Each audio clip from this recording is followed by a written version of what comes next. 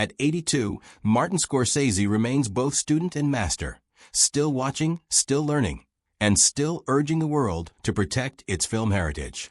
From the grittiness of Mean Streets to the epic grandeur of Killers of the Flower Moon, his stories have reshaped how generations view the screen. But long before the Oscars, the fame, and the acclaim, Scorsese was a frail boy in New York's Little Italy, glued to a small television set. It was there, in the glow of that screen, that he discovered the films that would define his life. Those early viewings, often foreign, subtitled, and imperfectly dubbed, taught him that cinema could be truth, not merely entertainment. Over the years, Scorsese has spoken of the movies that changed his soul in tones approaching awe. These are films that taught him something about faith and obsession, about history, and about the spirit. We present 7 of them below, works that reveal not only his taste, but also his essence as an artist. Number 7. Bicycle Thieves. Before Martin Scorsese became one of the world's most respected directors, he was a quiet boy confined indoors by asthma. While other children played outside, he stayed and mesmerized by the flickering images on TV, among them Vittorio De Sica's Bicycle Thieves, a simple black-and-white story from post-war Italy that would change his life.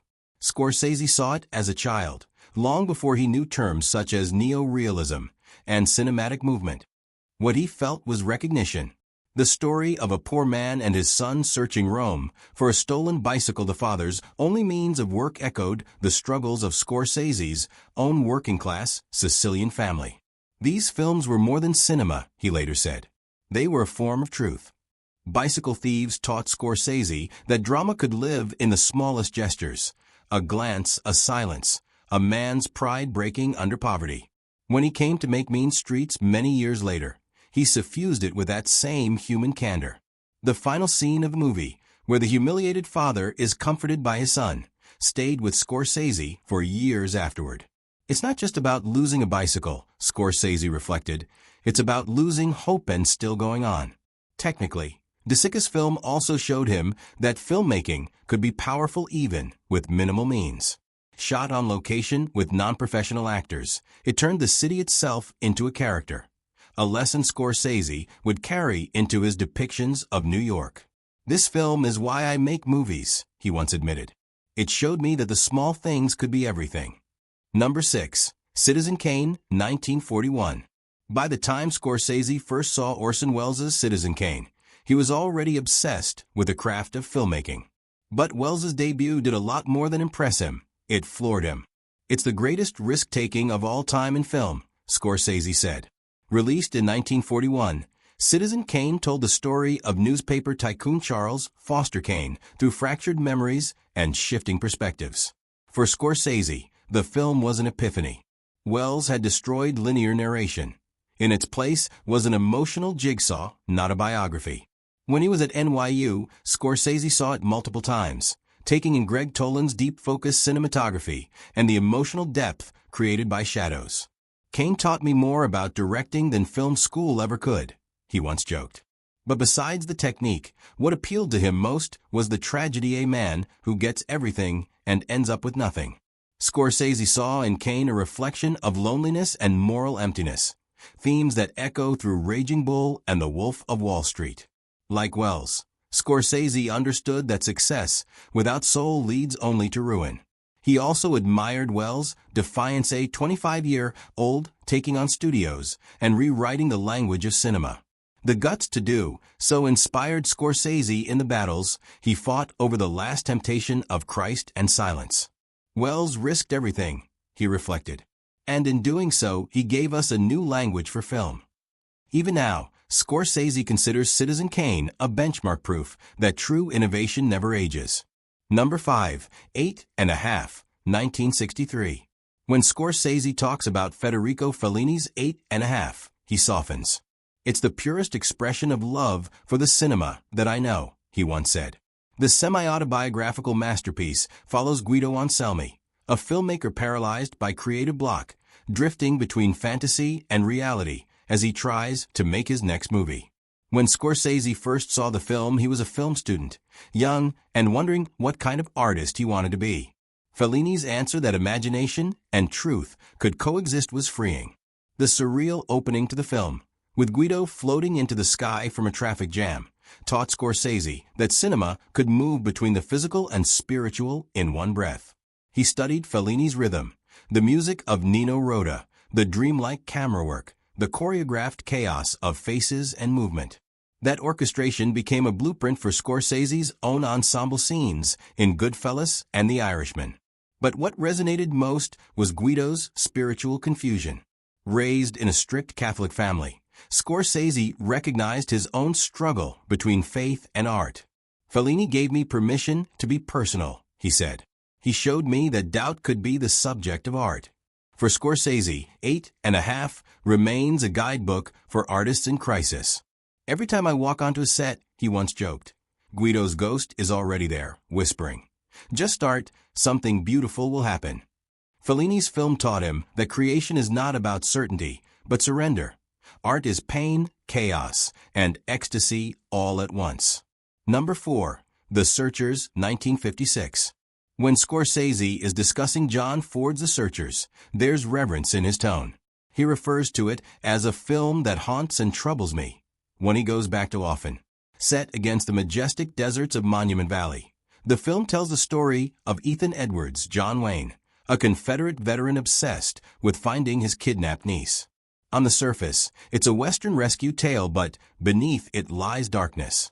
As Ethan's search drags on, vengeance consumes him. Scorsese considers Wayne's portrayal one of the greatest performances in American cinema because it reveals contradiction. Heroism tainted by hatred. That complexity inspired Scorsese's own morally torn characters, Travis Bickle in Taxi Driver, Jake LaMotta in Raging Bull, men driven by purpose until it destroys them.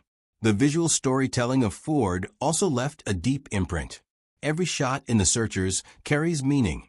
The framing of doorways, the vast landscapes that dwarf human ambition.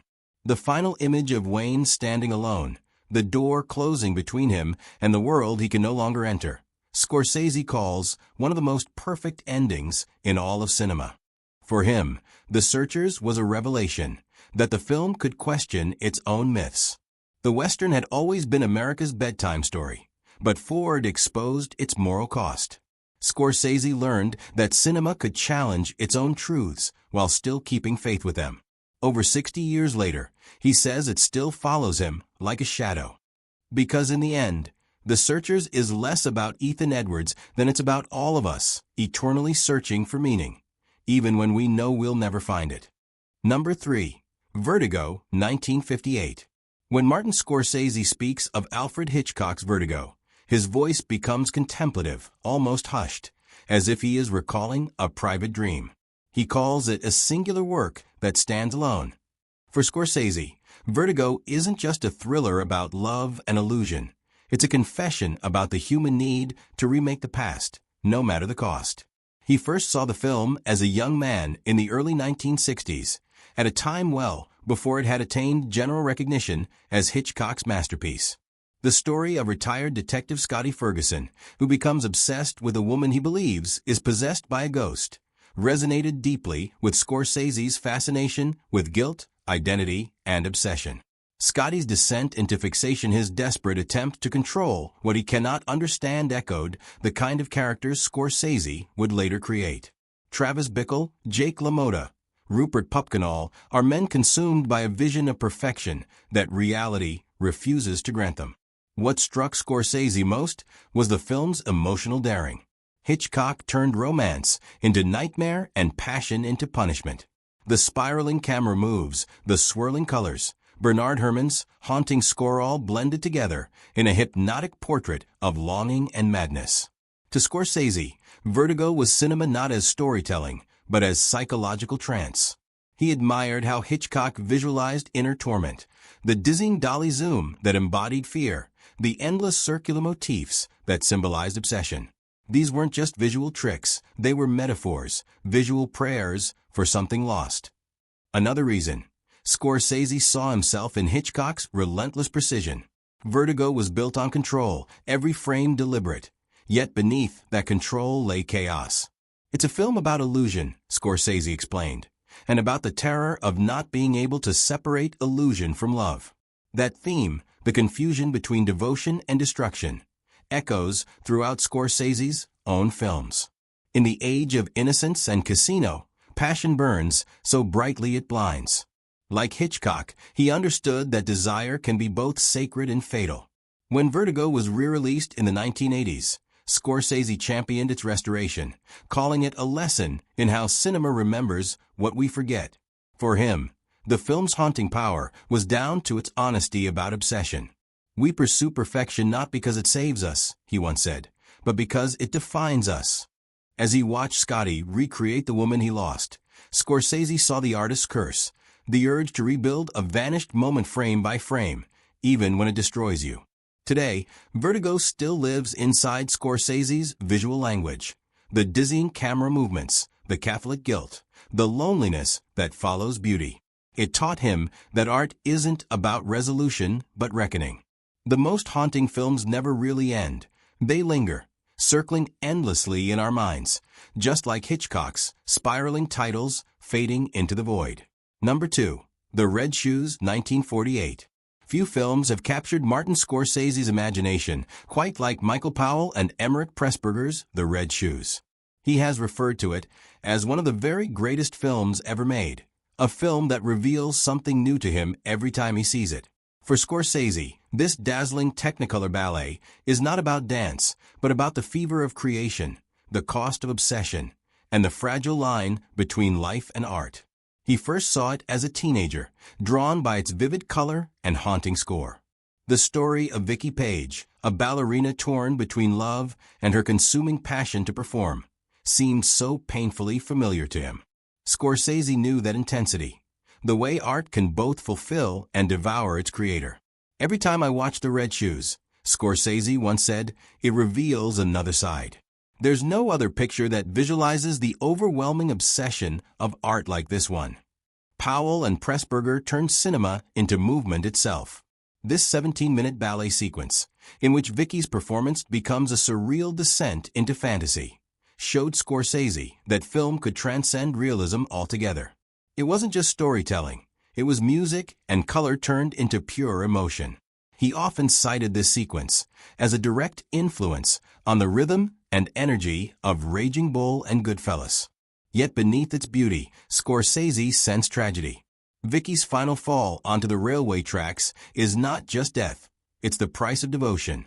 "It's about giving yourself completely to art," Scorsese said, "and realizing that art might not give itself back." That haunting truth echoes throughout his career. His characters, gangsters, boxers, monks, are all chasing transcendence, dancing on the knife's edge between purpose and destruction. The Red Shoes also awakened Scorsese's lifelong admiration for Powell himself, whom he later befriended. He helped restore Powell's films, ensuring they would survive for future generations.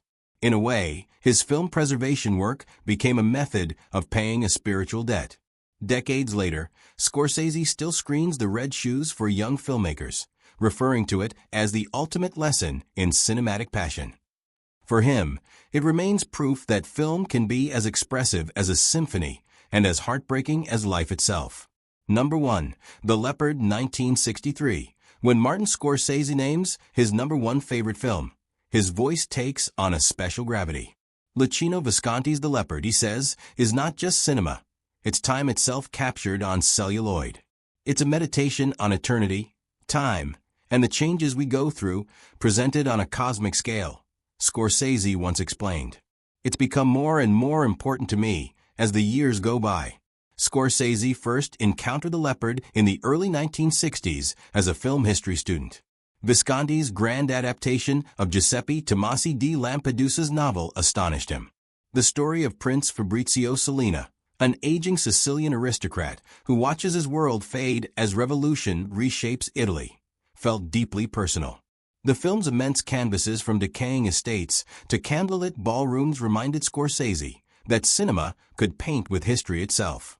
He saw in Prince Fabrizio a reflection of all artists aware of change, yet powerless to stop the tide of time.